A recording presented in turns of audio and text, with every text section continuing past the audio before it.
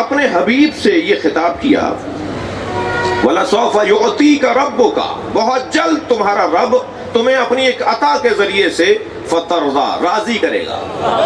بھئی ساری دنیا اللہ کو راضی کر رہی ہے، اللہ مصطفیٰ کو راضی کرنا چاہتا ہے۔ یہ عظمت مصطفیٰ کا ایک مکمل باب ہے۔ کیا مسئلہ تھا جس کی بنیاد پہ سرکار کو اللہ راضی کرنا چاہتا ہے؟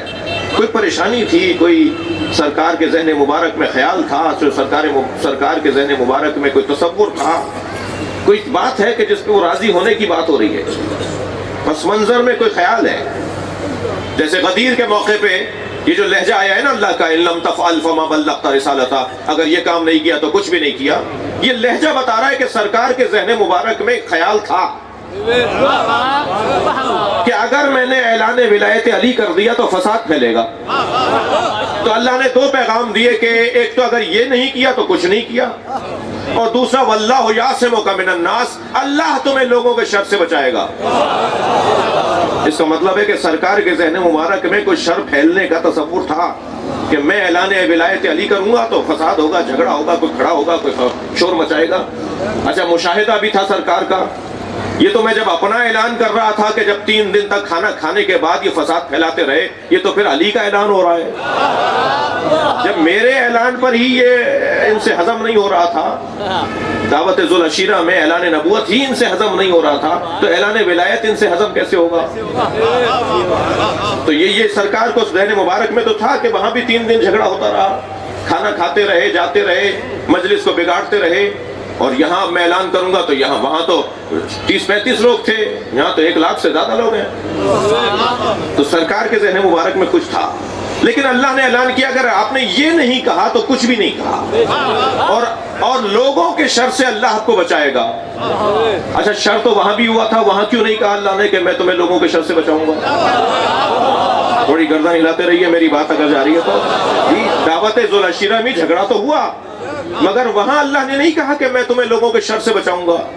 جھگڑا یہاں بھی ہوا، ایک شخص نے کھڑے ہو کر اعتراض کیا، توجہ کر رہے ہیں؟ ایک شخص نے کھڑے ہو کے، حارث بن نعمان فہری نے کھڑے ہو کر کہا یہ آپ نے اللہ کی طرف سے کہا ہے، یہاں اپنی طرف سے کہا ہے جو اپنے بھائی کو ہمارے اوپر آپ حاکم بنا رہے ہیں؟ میرے مولا نبی نے فرمایا میں کوئی بات ہی نہیں کرتا مگر یہ کہ اللہ مجھے کہتا ہے۔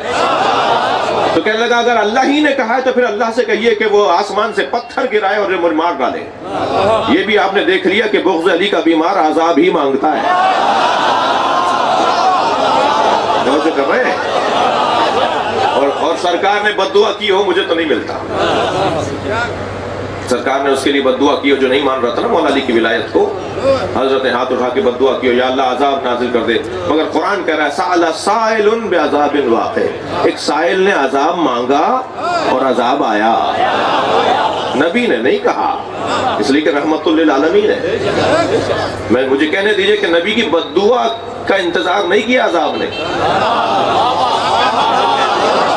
بڑی عنایت، بہت شکر گزار آپ کی توجہ کا۔ میرا سوال پلٹا رہا ہوں اپنا کہ دعوت ذوالعشیرہ میں بھی فساد ہوا، مگر اللہ نے نہیں کہا کہ میں تمہیں لوگوں کے شر سے بچاؤں گا، اور غدیر میں بھی فساد ہوا مگر اللہ نے کہا میں تمہیں لوگوں کے شر سے بچاؤں گا، تم اپنا کام کرو میں تمہیں بچاؤں گا۔ بہت طویل بھی بات کر سکتا ہوں اس مرحلے پر، اور مختصر ایک جملہ بھی ہدیہ کر سکتا ہوں، تو مختصر ہدیہ کر رہا ہوں، اور وہ ہدیہ کلام یہ ہے کہ وہاں اللہ نے اس لیے نہیں کہا کہ میں لوگوں کے شر سے بچاؤں گا، اس لیے کہ وہاں حفاظت کے لیے ابو طالب تھے۔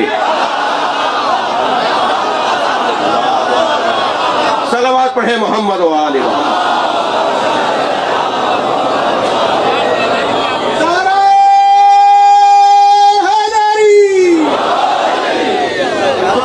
تیسرے دن جب یہ کھانا کھا کے جانے لگا نا ابو لہب اور اس کے ساتھی، تو حضرت ابو طالب نے اس کا گریبان پکڑا اور زمین پہ پٹھا، ادھر اسے ایک ہاتھ سے زمین پر گرایا، دوسری طرف نبی کو دیکھ کر کہا قوم یا سیدی و مولائی، کھڑے ہو جاؤ میرے مولا۔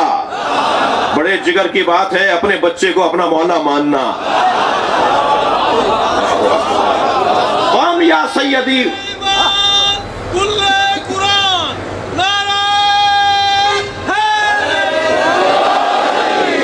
سیدی و مولائی وقول قل ما شئتا، اے میرے سید، اے میرے مولا، کھڑے ہو جاؤ اور وہی بولو جو تم چاہتے ہو۔